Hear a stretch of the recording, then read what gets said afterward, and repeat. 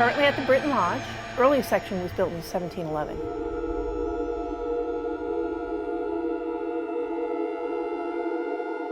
My husband and I bought it to save it. It was going to be torn down. Started doing events, tours, whatever, but it's long had a history of being haunted.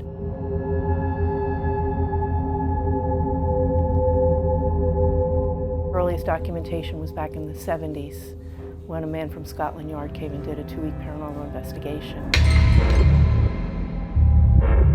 Documented 5 ghosts that were here. Good evening. Welcome to Brinton Lodge. So I'm going to give you a brief history of the house in this room, and then we're going to move around from room to room, and I'm going to tell you about some of the ghostly apparitions that have been seen here throughout the years. I always said I'll believe it when I see it. I have seen one of the spirits. It was a tall black shadow figure, which has been reported to be seen in the older section, the front of the house. A lot of people feel a heaviness, just a very uncomfortable feeling. Just below our feet, Caleb's handyman hung himself from the rafters. So this section of the house has definitely seen a lot of morbidity.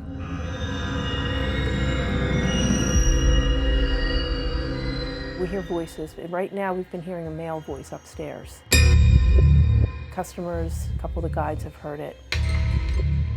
You hear things falling a lot of time. You can't find anything. I mean, I'm talking loud crashes where something fell, nothing out of place.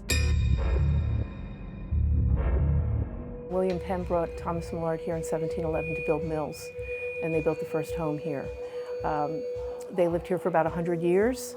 Then the Curlins bought the property. Then the Brooke Whitmans came along. They're the ones who made all the changes and built the big addition out the back, turning into a 16,600 square foot house. Shortly after it was completed in 1910, they sold it to Caleb Brinton in 1927, and he opened the gentleman's club that it's known for. So he's the namesake, Caleb Brinton. So now you are standing in the early 1900s. This is the larger section of the house. This is the staircase that Catherine Whitman was descending in 1911. And that's where she tripped over the hem of her dress and she fell to her death at the bottom of the landing. Now, ladies, I shall heed you a warning. I've had many women tell me that they feel like they've been pushed or touched on these stairs.